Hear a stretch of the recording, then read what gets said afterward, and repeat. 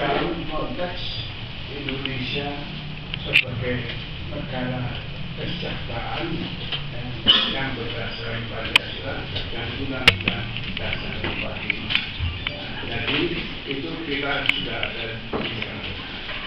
Dalam pada itu kita juga kembali mengingat keberadaan kita itu pada kondisi dan situasi bagaimana. Dan kondisi dan situasi yang sekarang kita hadapi adalah tantangan daripada perkembangan budaya dunia yang sudah berubah. Di situ harus kita percaya pada diri kita. Loh, di mana bangsa Indonesia di tengah-tengah itu semua? Apa ditelan habis? Karena itu kita mencoba mensadarkan diri untuk menempatkan kita pasti ada posisi di tengah-tengahnya. Jadi berdasarkan pemikiran-pemikiran itu, maka juga kita sekarang membicarakan dan situasi dan kondisi itu dan apa yang menjadi sentral dari kita keluar dalam posisi itu. Nah, sekarang kita sudah meningkat dari kehidupan pertukangan, terus kehidupan industri, terus kehidupan pasar industri, dan bahkan sudah pada tingkat revolusi Indonesia 4.0 atau 5.0. Dan ini menunjukkan bahwa di situ tantangan yang utama yang saya berani kemukakan adalah soal knowledge atau ilmu pengetahuan, dan saya ingin mengusulkan bahwa pendidikan kita pun harus sedikit dirubah dengan mengkonsentrasikan untuk mengajarkan ilmu pasti. Ya. Dan oleh karena itu, karena kita sekarang membutuhkan banyak insinyur-insinyur atau engineer, ya, untuk bisa mengejar ketertinggalan kita. Jadi dengan demikian, maka ini berarti bahwa itu semua merupakan jalan yang akan kita tempuh untuk masa-masa mendatang. Dalam pada itu juga kita tidak lupa, ya, akan tugas pokok dan fungsi daripada Tentara Republik Indonesia di dalam membentuk pertahanan dan menjaga ketahanan bangsa kita ini. Mengingat teritori kita yang demikian luas, 150 mil di luar batas-batas terluar, ke atas dan ke bawah tanpa batas. Dan itu penting. Jadi kita sudah memasalahkan ini, ya. Nah, sedang masalah ini, tapi baru sebagai asas, ya, sebagai wawasan. Dan ini saya ingin mengajukan secara konkret, wawasan ini harus dijadikan suatu proyek undang-undang sehingga wawasan itu dapat dilaksanakan dalam kehidupan bermasalah berbangsa dan bernegara kita. Nah, mungkin nanti ini bisa ditanggapi oleh kawan kita ini legend atau masyarakat Laksamana Madia, ya, dan apalagi sekarang Angkatan Laut sedang memegang sebagai pimpinan dalam pertahanan, ya, peranan pertahanan dan menjaga ketahanan bangsa kita. Nah, ini tadi saya kemukakan dari teritorial. Dan dalam teritori ini kita ini juga saya ingatkan merupakan negara maritim yang satu-satunya yang terbesar di Indonesia dan diakui oleh UNCLOS.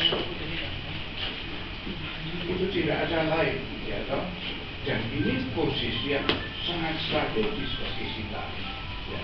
Karena itu saya tadi menyinggung peran dari PRI 3 Matra ya, akan tugasnya yang itu. Dan ini kita ubah, bukan aja asas-asas, kita minta ini dibentuk dalam peraturan undang-undang. Karena kita sudah bergerak maju, ya, Presiden kita tidak hanya mendasarkan kepada peraturan-peraturan Presiden yang agak sulit untuk mempertahankan pernyataan keadaan luar biasa. Ya, karena itu dia langsung kembali ke hukum. Tidak pakai itu juga, tapi dia memakai undang-undang. Ya. Jadi ini merupakan kemajuan kita. Tinggal sekarang how are we going about, ya, bagaimana akan kita laksanakan ini, ya, selain berdasarkan asas-asas pemikiran yang telah saya kemukakan, itu juga kita harus terbuat. Kita tidak cukup untuk hanya bekerja keras. Sampai kapan bekerja keras? Tapi kita harus bekerja yang result oriented, ada hasil, dan itu adalah karya. Saya kembali ke situ. Jadi kita mudah-mudahan dengan kekuatan, walaupun kita sekarang masih rada sulit di dalam mengumpulkan investor untuk bisa menginvestasi Indonesia, karena menurut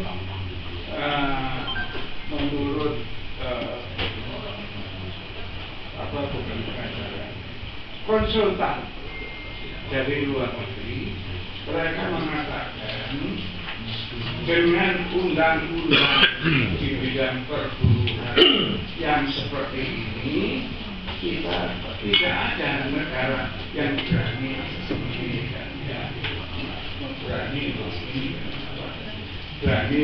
untuk mengekspres di sini. Jadi inilah adalah betul juga bahwa undang-undang perburuan atau undang-undang ketenagakerjaan sekarang sudah harus kita perbaiki, mengingat kita ini bukan lagi masa pertukangan, bukan masa industri, tapi masa pasca industri. Jadi ini yang nanti akan kita bahas sementara perjalanan, karena wawasan-wawasan yang saya kemukakan itu memang sedang kita jalani, walaupun ada beberapa kendala-kendala khususnya dalam bidang finansial, dan konon sekarang sudah dibuka dan katanya ini hutang-hutang kita sudah tua waktunya untuk itu dilaksanakan. Dan menurut Menteri Keuangan, dia sudah melaksanakan secara sistematis dalam perjalanan selama itu. Jadi dia sudah mulai membayar bagian-bagian hutang di masa lalu. Sekian, terima kasih sementara. Baik, terima kasih buat Pak Uto ya ini. Saya bantu lebih banyak, saya ingin kepada saya. Luar biasa, saya pikir apa yang disampaikan Pak Uto ini tentang jangan tahu nih, ngeri-ngeri sedap memang. Nanti Pak Bomen yang suka bilang ngeri-ngeri sedap. Tapi yang pasti maaf, karena ini kita juga kembalikan pada suap kita. Ya, siap. Ya. Setuju. Itu kembali. Kita harus kembali ke suap kita ya. Kita lihat kekuatan, mana potensi, mana kelemahan kita dan peluang kita. Kekuatan buat Pak Utoyo. Saya yakin Pak Utoyo sudah ingin lama-lama, tapi karena melihat muka saya juga langsung berhenti.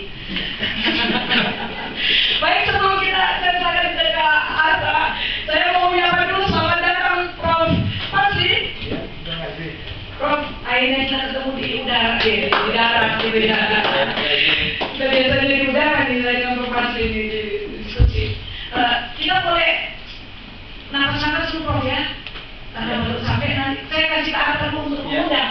pembicara berikut dulu dari dunia maya nih. Kita panggil dulu Kak. Halo Bang Raymond, Xiaomi, are you there? Horas. Oh baik, Bang, kamu masih muda, semangat, ahli antariksa, pendiri Batak Center, di negara yang sedang berperang nih. Oke, Heras, bagaimana Anda melihat values atau nilai-nilai kebangsaan yang dulu sudah dibawa oleh para pendiri negara kita, buat kita anak-anak muda nih, gimana caranya supaya values itu terbawa, lalu kita move on, kita bangkit, gitu ya Bang ya? Bang, yuk, Ya. pengalamannya, yuk. Saya suaranya kedengaran. Bagus.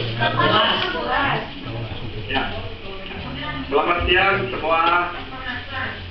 Bapak Ketua Batak Center, Tulang Lampu Bolon, lalu Amok Sekjen, Bapak Ibu, Profesor, dan semua rekan-rekan Batak Center yang saya hormati.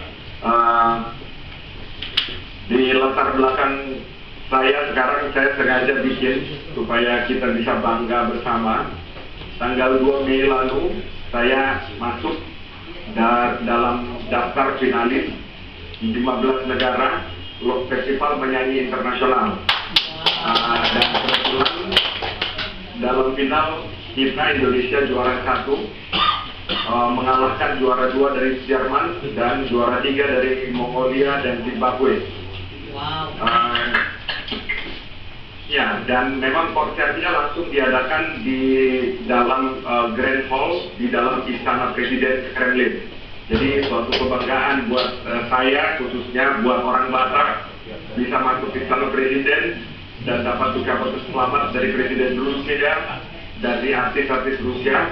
Dan yang mau saya tunjukkan sebenarnya bukan pamer, tapi pamer Indonesia di tengah dunia yang sekarang sedang berubah. Itulah sebenarnya tema yang mau saya angkat pada siang hari ini.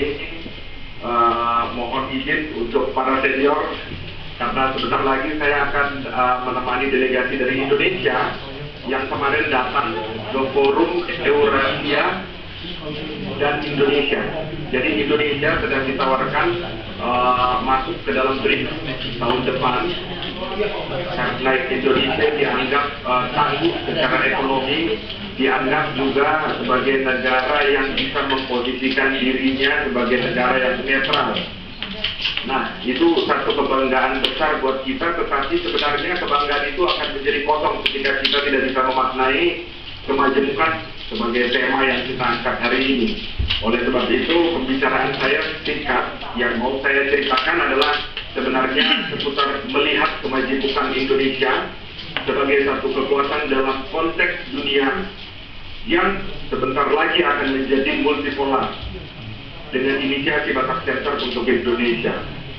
Nah, singkat saja, yang mau saya sampaikan seperti ini. Kalau kita lihat secara etimologi, kemajemukan dalam bahasa Indonesia modern kita bisa katakan aneka ragam atau banyak, atau dalam bahasa Sanskerta bineka tunggal ika seperti yang dikatakan oleh Prof. Usman. Lalu dalam bahasa Yunani kuno itu Tikilia. Dalam bahasa Rusia sendiri Razna Abrazia. Nah, ada lagi dalam bahasa Rusia lebih kuno setelah Sanskerta, karena pengaruh Sanskerta juga ada dalam bahasa Rusia dan Yunani, yaitu sila. Jadi kalau kita berbicara tentang kemajemukan, kita pasti ingat akan brand besar Indonesia atau merek besar Indonesia, Pancasila. Sila dalam bahasa Rusia artinya kekuatan. Jadi kalau kita bisa sambungkan Pancasila dengan bahasa Rusia, artinya 5 kekuatan Indonesia. 5 sendiri itu lebih dari 1 kalau melihat logika. Artinya sebenarnya sejak awal mula Indonesia selalu menganut konsep kemajemukan, dan itulah yang jadi satu-satunya kekuatan kita.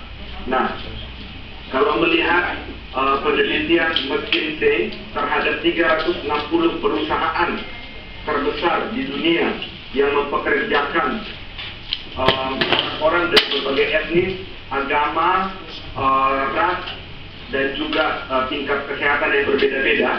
35% perusahaan-perusahaan tersebut lebih untung daripada perusahaan-perusahaan lainnya yang setipe. Lalu 15% memiliki pendapatan finansial lebih